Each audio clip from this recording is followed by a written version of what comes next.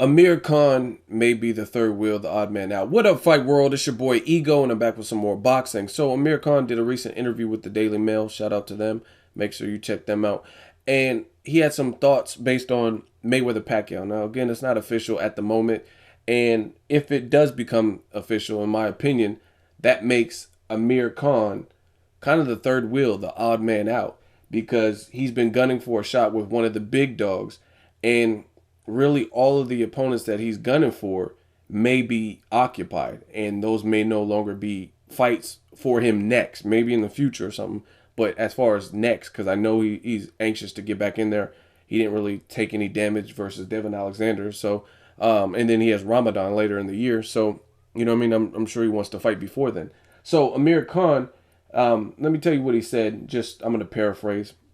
Amir Khan, in his interview with Daily Mail, he was basically saying that Mayweather-Pacquiao could be hit or miss. It could turn out to be a boring fight where they try to be tactical and outbox each other, and it might not be what the public expects and the anticipation and the 5-7 year hype behind it. That's what he was saying. He did pick Mayweather to win. He said he thinks Mayweather could get old overnight, but if he doesn't, then he thinks Mayweather will get the UD decision by outboxing Pacquiao, and it could have a couple rounds that are explosive or whatever, but Mayweather will gain control and then go on to outbox Manny Pacquiao.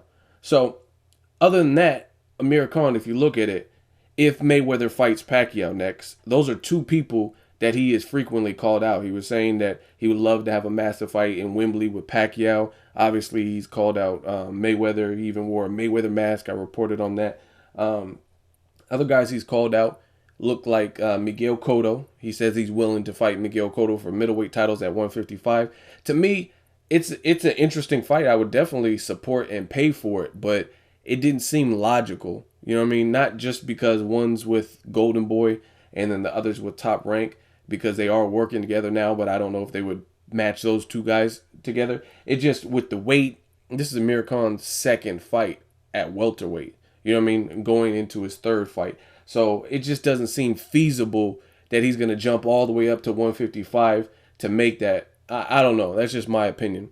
Now, there's been rumors circulating that Miguel Cotto, since he's not fighting Canelo moved on to Kirkland, that Miguel Cotto might fight Timothy Bradley, that he might fight Brandon Rios, that he might fight Erislandy Lara. And from what I'm hearing is he's likely to fight either Timothy Bradley or Brandon Rios. Me personally, I'd rather see Erislandy Lara or Amir Khan over Bradley and Rios. Me personally, because Erislandy Lara is a given. I'll make a separate video about that if it happens or whatever, if I get time. That's just a guy more his size. It's a good tactical fight.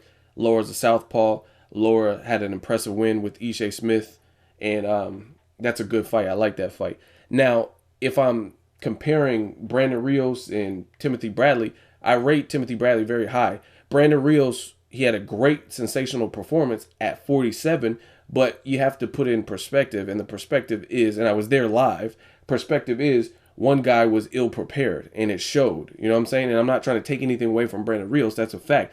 Like, I seen some video after the fact where Alvarado was shadow boxing and he looked slow, and it didn't look the same, man. It didn't look like he was as motivated as some of the other two. But nonetheless, Rios won that fight. So for him to go up and fight a guy like Cotto, I don't think that's necessarily the best thing for his career. I think Brandon Rios, there's tons of fights. I would love to see Rios versus Victor Ortiz or a guy like that, maybe even a Diego Chavez rematch, something like that, set the record straight. But to go up and fight Cotto, who can probably outbox him, you know what I mean? I mean, Brandon Rios is game, but I just don't see that as being the fight that I need to see next. And then same thing with Timothy Bradley. He's coming off a draw. I thought he won, but the judges said it was a draw. And before that, he lost to Manny Pacquiao. And he's not a big puncher. So to go up against another good boxer in a higher division, I just don't really have a desire to see Tim Bradley immediately move up. Like, you know what I mean? Set the record straight. Get a W back in the win column instead of a draw and a loss, and then move up. You know what I'm saying? I just don't think the timing's right for him to move up. So that being said, Amir Khan Who is he gonna fight? Kell Brooks fighting JoJo, Casey and JoJo and shit. Forever, my lady, and it means so. Who yeah? He's fighting JoJo Dan and shit. A fight that I don't give a shit about either. But it's his mandatory, so he's taking care of that business, coming off of a stabbing injury. So that doesn't look like an option. That's the fight that I really want for Amir Khan. That's the number one fight that I personally want for Amir Khan. So it's really looking like Amir Khan is the odd man out.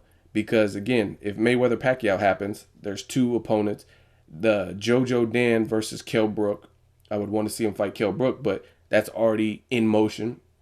Cotto's likely to fight Brandon Rios from what I'm hearing, or Timothy Bradley, maybe even Edislandi Lara. So that leaves Khan. I mean, I'm not sure. I guess he could wait for a Guerrero-Thurman winner, maybe a fight with Shawn Porter. I think that's a good fight for Khan. So let me know what you guys think, what you want. What do you want to see if all these people that I just mentioned are in fact occupied? What do you want to see Amir Khan in next? You know what I'm saying?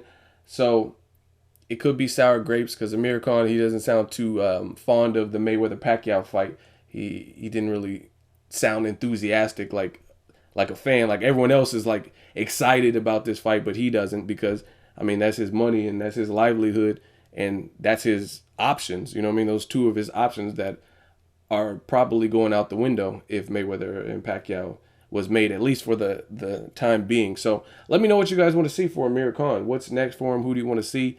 Me, I mean, it's slim pickings out here. There's a couple guys that are already booked up. Shawn Porter's booked up.